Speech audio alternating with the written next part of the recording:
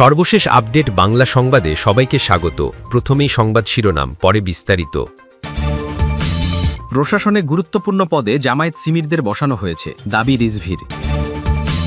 পাহাড়ে অস্থিরতা নিয়ে জামায়াত আমিরের প্রশ্ন।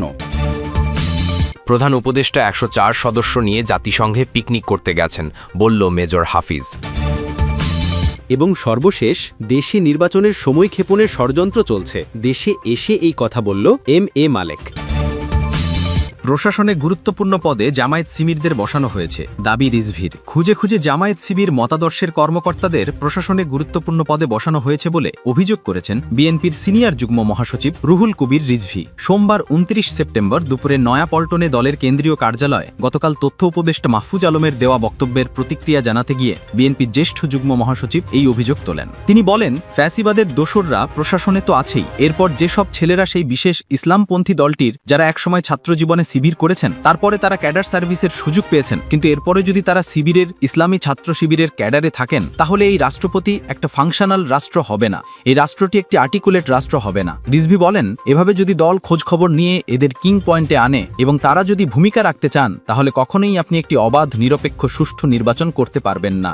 যখনই দলীয় মতাদর্শের ক্যাডারদের আপনি বিভিন্ন জায়গায় প্রতিষ্ঠিত করবেন, তারা সুষ্ঠু নির্বাচন করতে দেবে না, প্রশাসনই করতে দেবে না। তিনি বলেন, আজকে আমরা শুনি যে মন্ত্রিপরিষদ সচিব তিনি জামায়াতের লোক। তথ্য উপদেষ্টা মাহফুজ আলমকে বলতে চাই, দীর্ঘদিন ধরে আপনারা যাকে জনপ্রশাসন সচিব করেছিলেন চুক্তিভিত্তিক নিয়োগের মাধ্যমে, তিনি মুখলেসুর রহমান গোড়া থেকেই একজন বিএনপি বিরোধী লোক ছিলেন। তিনি দেশনেত্রী বেগম খালেদা জিয়া এবং তারেক রহমানের নামে একেবারে কিভাবে গুছিয়ে মিথ্যা মামলা সাজানো যায় সেটা তিনি করেছিলেন। তাকে আপনারা দীর্ঘদিন ওই পদে রেখেছিলেন। তিনি বা তারা খুঁজে খুঁজে যে ছেলেগুলো হয়তো ছাত্রজীবনে ছাত্রদল অথবা বিএনপি পরিবারের ছেলে, তাদের দূরে রাখার কাজটি করেছেন। তাদের সব গুরুত্বহীন জায়গায় ফেলে রাখা হয়েছে, ওয়েসডি করে রেখেছে। তিনি বলেন যে ইসলামপন্থী দলের কথা বললাম, তাদের লোকদের সুচারুভাবেই বিভিন্ন জায়গায় বসানো হয়েছে, তাহলে অবাধ সুষ্ঠু নির্বাচন নিয়ে শঙ্কা আসবেই। যেখানেই আমরা যাই সেখানে দেখতে পাচ্ছি প্রশাসনের লোকদের মধ্যে সুর ভিন্ন রকম। বিএনপির সিনিয়র যুগ্ম মহাসচিব বলেন, ছাত্রদল ব্যাকগ্রাউন্ডের জাকির হোসেনকে চুক্তিভিত্তিক নেওয়া হয়নি, আব্দুর রৌফকে পদায়ন করে আবার অতিরিক্ত সচিব থেকে সরিয়ে দেওয়া হয়েছে, তরিকুল ইসলামকে গুরুত্বহীন জায়গায় ফেলে রাখা হয়েছে।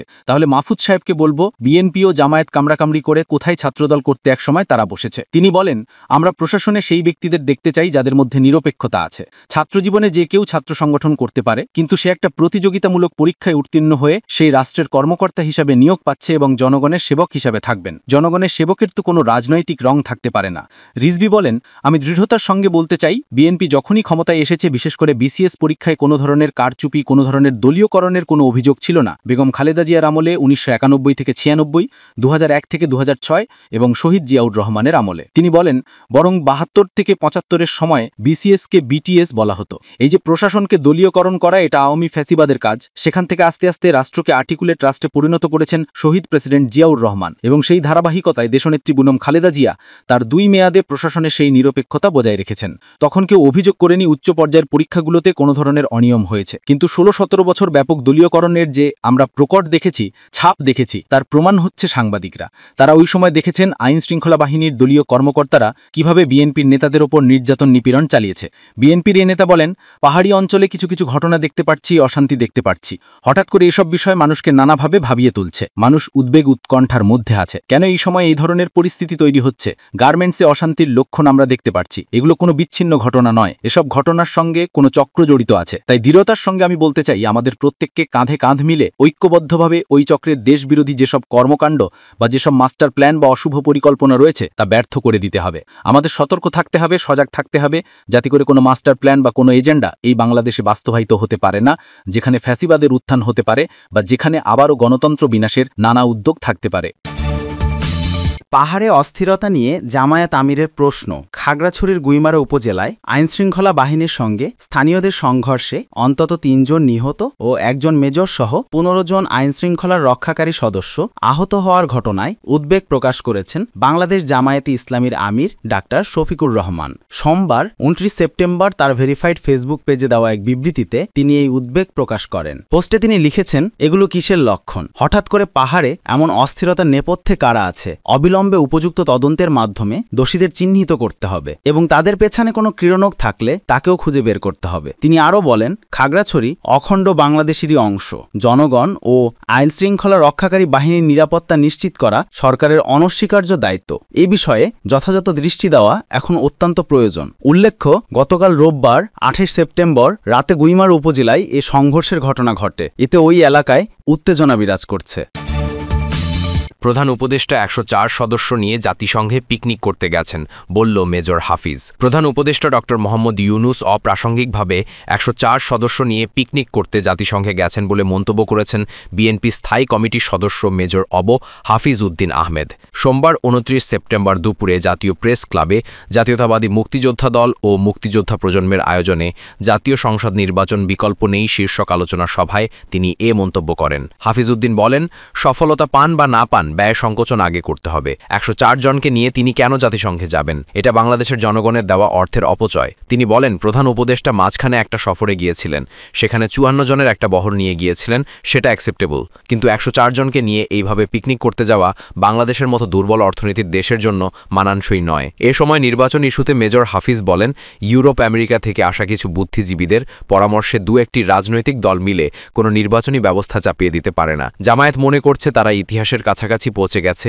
পিআরের মাধ্যমে নির্বাচিত হতে চাওয়া এবং তাদের কিছু নেতার কথাই বিব্রত হয়েছি। তার ভাষায় ভোটে জিততে পারবে না জেনেই উৎফট চিন্তা সামনে এনেছে জামায়াত। জনগণের রায়কে ভয় পায় জামায়াত। পিআর পদ্ধতি নির্বাচনী ইশতেহারে রেখে জনগণের কাছে যেতে পারে তারা। জনগণের উপর কোনো কিছু চাপিয়ে দিলে তা মেনে নেবে না বিএনপি। জামায়াতের সঙ্গে জোট প্রসঙ্গে বিএনপির এই নেতা বলেন, জনপ্রিয়তা বিবেচনায় যুগপথ আন্দোলনে মিত্র দলগুলোর জন্য 40 থেকে 50টি আসন ছাড়তে প্রস্তুত বিএনপি। তবে দ্বাদশ নির্বাচনে জামায়াতের সঙ্গে জোট হবার কোনো সম্ভাবনা নেই। জামায়াতকে শত্রু না ভাবলেও দলটির কিছু নেতার বক্তব্য বিব্রতকর উল্লেখ করে হাফিজ উদ্দিন বলেন, পিআরের দাবি বিএনপিকে ঠেকানোর কৌশল। এ সময় খাগড়াছড়ি ইস্যুতে সাবেক সেনা কর্মকর্তা বলেন, পাহাড়ে আবার পুরাতন খেলা শুরু হয়েছে।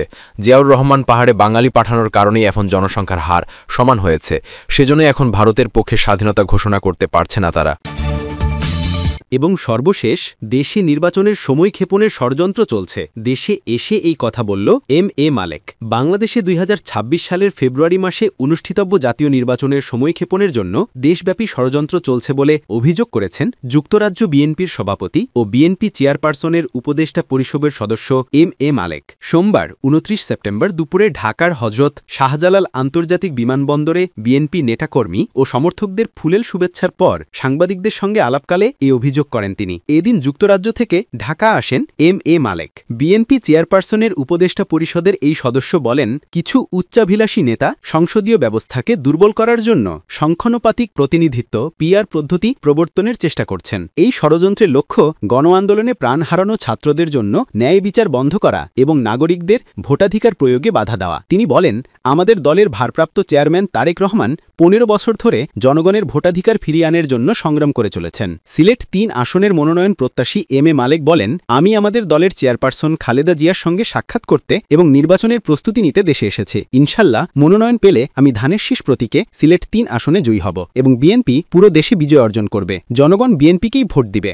নির্বাচনে তরুণদের অংশগ্রহণকে গুরুত্ব দিয়ে তিনি বলেন, তরুণ ভোটাররা তাদের ভোট দিবেন এবং গ্রাম থেকে শহর পর্যন্ত উৎসবের আনন্দ ছড়িয়ে পড়বে। এম.এ. মালিক তার বক্তব্যের শেষ দিকে সিলেটবাসীকে শারদীয় দুর্গাপূজার শুভেচ্ছা জানিয়ে বলেন, 1 অক্টোবর তিনি সিলেট শহরে গিয়ে পূজা মণ্ডপ পরিদর্শন করবেন। এর আগে লন্ডনে বিএনপি চেয়ারপারসন খালেদা জিয়ার চিকিৎসা শেষে তার সফরসঙ্গী হিসেবে গত 6 মে সস্ত্রীকে দেশে আসেন এম.এ. মালেক। পরে গত 3 আগস্ট যুক্তরাজ্য বিএনপির সভাপতি বাংলাদেশ থেকে লন্ডনে যান।